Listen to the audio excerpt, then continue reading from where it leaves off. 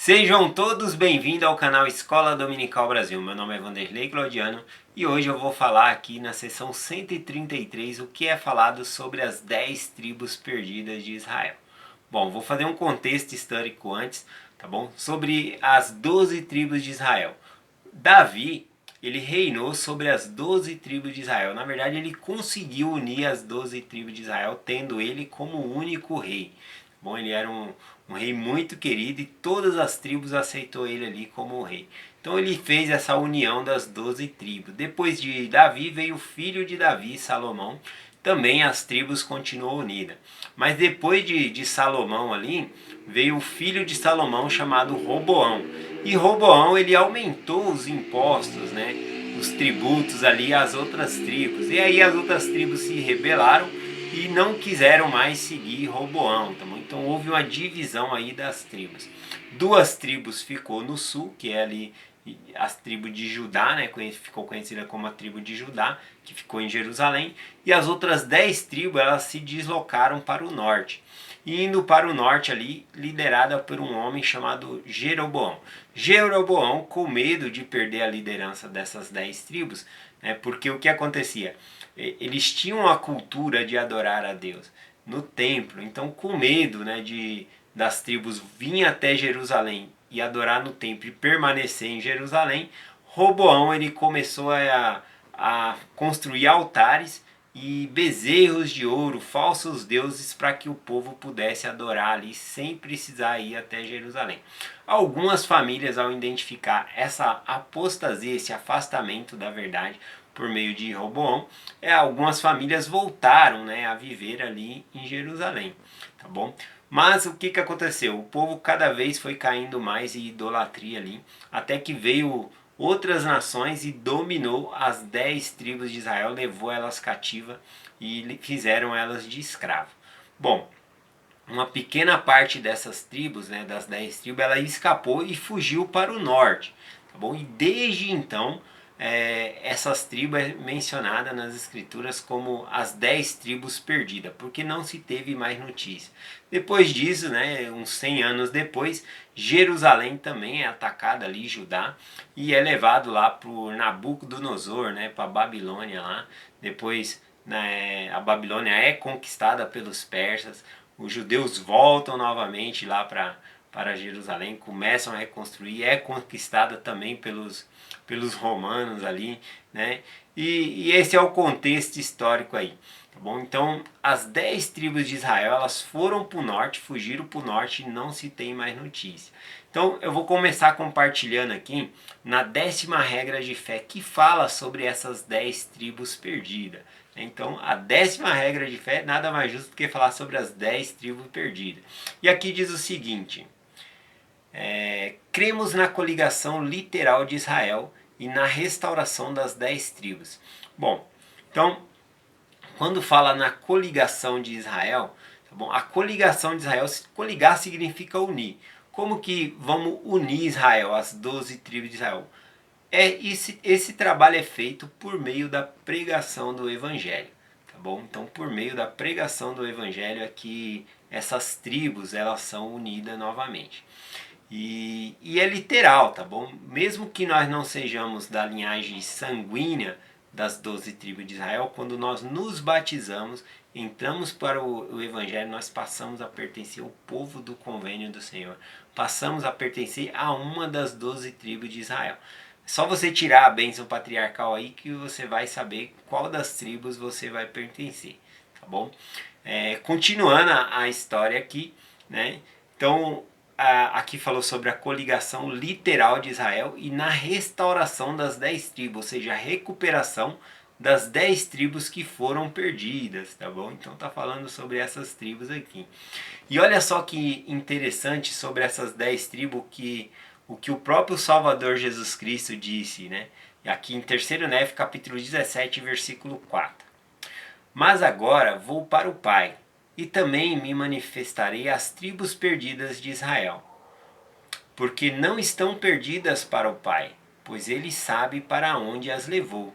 Olha que interessante, por mais que nós chamamos as tribos de as 10 tribos perdidas, né? E olha só, em pleno século 21, né, existem tribos a qual nós não conhecemos, né, que estão escondidas, né? Então nós chamamos de perdida, mas o próprio Senhor aqui sabe, disse, eu sei para onde o Pai a levou. E ele se manifestaria a essas tribos também. Então perdida para nós, mas o Senhor ele conhece e cuida de todos os seus filhos. Vamos lá para o versículo 26 da seção 133 aqui, tá bom? Porque fala sobre essas tribos de uma maneira bem interessante aqui. Diz assim, ó: aqueles que estiverem no países do norte, ou seja, essas 10 tribos, serão lembrados pelo Senhor, e os seus profetas ouvirão a sua voz, ou seja, ouvirão a voz de Jesus Cristo, né? E não mais se conterão, e ferirão as pedras, e o gelo se derreterá diante deles, e erguer-se-á uma estrada no meio do grande abismo. Uma estrada no meio do grande abismo. O abismo muitas vezes é mencionado como o oceano, o mar, tá bom? Então olha que interessante, as pedras vão fender e o gelo vai se derreter e eles virão por uma estrada, né, conforme está escrito aqui. Olha que interessante, é interessante de se pensar sobre isso. E quando isso acontecer, quando essas 10 tribos voltar, tá bom? O que vai acontecer? Onde elas vão morar, tá bom? Olha o que diz aqui o versículo, né, o restante dos versículos. E trarão os seus ricos tesouros para os filhos de Efraim e seus servos. E as extremidades dos outeiros eternos estremecerão em sua presença. E lá cairão, e serão coroados de glória, sim, em Sião, pela mão dos servos do Senhor, os filhos de Efraim. Bom, então aqui quando fala que eles vão trazer os seus ricos tesouros, eu gosto bastante de pensar aqui sobre uma escritura que nós temos chamada pérola de grande valor. As escrituras realmente são pérolas, são coisas grandiosas, valiosas. Então quando eles voltar, quais são esses tesouros que eles vão trazer? São esses registros, ou seja, novas escrituras que nós não conhecemos e que vai aumentar a nossa fé, nós teremos mais conhecimento. Tá bom? Então olha, então esse tesouro que eles vão trazer são as escrituras. Conforme Jesus Cristo disse, eu também me manifestarei a elas porque elas não estão perdidas para o Pai. Então nós teremos esse registro de quando Jesus Cristo também visitou essas pessoas. Bem interessante isso, né? E aqui quando fala que vão trazer aos filhos de Efraim, aos servos do Senhor de Efraim, porque Efraim ele recebeu a responsabilidade de liderar as 12 tribos de Israel. Bom, então por isso esses registros vão cair na mão ainda da tribo de Israel, de Efraim, para distribuir a todas as pessoas, né? Todas as pessoas vão ter esse conhecimento aí. E quando fala aqui que eles serão coroados de glória, é porque aqui em Sião, a Nova Jerusalém, aqui no continente americano, eles vão receber herança para morar aqui entre nós, tá bom? É aqui que eles vão morar. Então é bem interessante essa escritura aqui que fala sobre essas 10 tribos perdidas, o que elas vão voltar, o que elas vão trazer, o que elas vão receber. Então é muito interessante aqui, tá bom? Sobre essas tribos aqui. Eu gosto também de uma profecia aqui em Éter, capítulo 13, versículo 6, que diz assim, ó: e que uma nova Jerusalém seria construída nesta terra, para os remanescentes da semente de José, para o que houve um modelo. Bom, aqui fala, né, uma profecia que quando Éter, né, veio para cá e atravessou o continente, estavam aqui também nas Américas. E falou, olha, aqui neste local vai se construir a nova Jerusalém, vai ser aqui. E uma tribo, né, de José, ela vai permanecer aqui, vai voltar e vai habitar aqui. Então olha o que interessante, ele falou, para isso foi estabelecido um modelo. Que modelo é esse que Éter está falando aqui, tá bom? Bom, ele está mencionando uma profecia de quem? De Jacó. Jacó, o pai das 12 tribos de Israel, tá bom?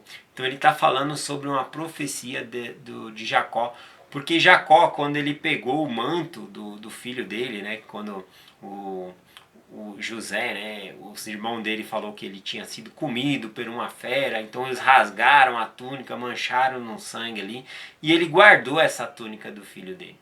E mais tarde, ele pôde fazer uma profecia com essa túnica. Ele pensava que seu filho estava morto, mas não estava. O filho dele estava lá, tinha sido vendido como escravo lá para o Egito.